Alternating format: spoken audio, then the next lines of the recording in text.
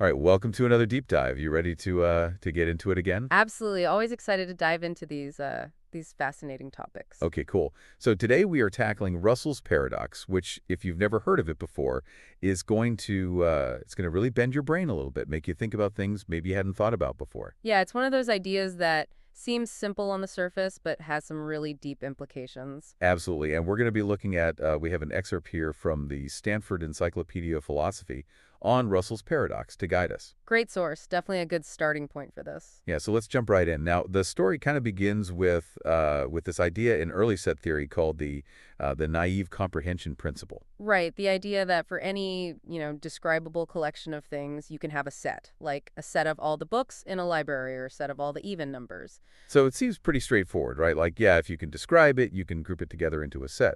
Exactly. But that's where Russell's paradox comes in and throws a wrench in the works. Oh, I am so ready for this range. So walk me through it. How does this seemingly innocent idea about sets lead to a paradox? Okay, so imagine trying to create a set of all sets that don't contain themselves. We'll call it R. Now, here's the mind-bending question. Does R belong to itself? Okay, I'm already feeling my brain starting to twist a little bit. So this set R is basically like a container for sets that are kind of loners. They don't include themselves, right? Precisely. But then if R does contain itself, it would have to be one of those loner sets, which means it shouldn't contain itself.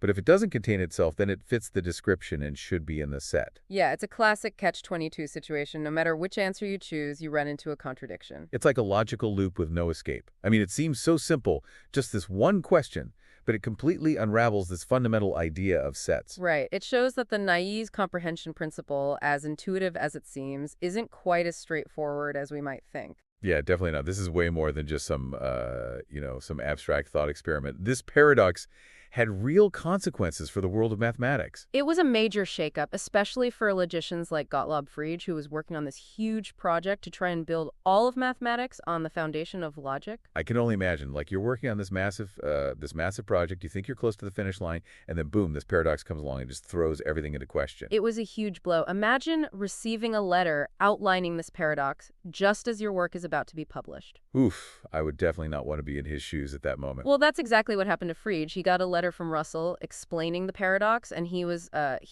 understandably devastated. He even ended up adding an appendix to his book, which is Grundgesetze der Arithmetik, at the last minute just to try and address this paradox. Talk about a major edit. That really shows just how deeply this discovery impacted the mathematical community. So what happened next? How did mathematicians respond to this crisis in the foundations of set theory? Well, there were a bunch of different approaches. Even before Russell, Cantor, the guy who really pioneered set theory, he had a hunch that not all descriptions could be neatly turned into sets. He was already exploring the idea of putting some kind of limits on set size to avoid these kinds of contradictions. So he was kind of ahead of the curve, sensing that things could get a little out of hand with this unrestricted set creation. Definitely. But then Russell himself, his initial attempt to resolve the paradox was through this thing called the theory of types. It's a bit complex, but essentially it creates a kind of hierarchy of sets to prevent those self-referential loops that lead to the paradox. So like a set of rules to make sure you're not accidentally building a paradoxical set. Exactly. And then you have other mathematicians like David Hilbert, who thought the answer lay in building a more rigorous axiomatic system for set theory. He really pushed for clear definitions and rules to avoid these kinds of paradoxes popping up in the future. So kind of like a preventative approach, making sure the building blocks themselves are sound. It sounds like there was a lot of debate and different schools of thought emerging from this one paradox. Absolutely. There were also mathematicians like Poincaré and Brouwer who were big proponents of this idea called constructivism. They basically argued that you should only accept a mathematical object if you can actually construct it step by step, which implicitly rejects the broad, naive approach to sets that led to the paradox. So a lot of different perspectives and solutions on the table. It's amazing how one seemingly simple paradox could lead to such a rich exploration of ideas. Yeah, and one of the really interesting things about Russell's paradox is how it connects to this other big idea in math, Cantor's diagonalization. Might seem like a bit of a detour, but it actually helps us understand the paradox on a deeper level. Okay, yeah, Cantor's diagonalization, I remember hearing about that. It has something to do with different sizes of infinity, right? Exactly. It's this really clever method that Cantor came up with to show that, not all infinities are the same. He proved that there are actually more real numbers than natural numbers, even though they're both infinite. Wait, hold on. More real numbers than natural numbers. How is that even possible? They're both infinite. I know, it's mind-blowing, right? But Cantor's method shows that even within infinity, you can have different levels of, like, bigness. Imagine you're trying to list out all the real numbers, and then Cantor's method shows you how to construct a new number that's not on your list, no matter how complete you think it is. Okay, I think I'm starting to see why it's called diagonalization. You're essentially making a new element by going diagonally across this hypothetical list and changing things up. But how does this relate back to Russell's paradox? Well, think of it this way. Russell's paradox is kind of like using diagonalization, but instead of using it on numbers, he's using it on the idea of sets themselves. It's like he took Cantor's method and turned it inward to expose this flaw in how we define sets with the naive comprehension principle. So he's using this diagonalization idea to basically show that defining sets based on any description can lead to these crazy contradictions. Exactly. And seeing that connection between Cantor's diagonalization and Russell's paradox helps us understand it's not just some random quirk of logic, is actually a direct result of the way sets work and how we try to define them. This is really making me appreciate how all these different mathematical concepts are connected. It's like one big web of ideas. But going back to Russell's paradox, we talked about all these different solutions, like Russell's theory of types and Zermelo-Fraenkel set theory. Where do things stand today? Like, do we have a definitive answer to this paradox? Well, in modern set theory, we've basically solved the paradox within our systems, like with Zermelo-Fraenkel ZF. The axiom of separation, which puts limits on how you can create sets, prevents us from actually making that set of all sets that don't contain themselves. So we've kind of built a fence around the paradox, but the questions it raised are still there. Exactly. Even though we've figured out ways to avoid the paradox in our systems, the philosophical questions are still being debated. It makes us rethink what a set really is, what the limits of logic are, and even the nature of infinity. So even though we've kind of sidestepped the paradox in practice, it still has this power to make us think about some really fundamental stuff. It's like this seed of doubt that keeps growing and making us question things. Absolutely. And one of the biggest questions that comes out of all this is about the limits of what can be a set.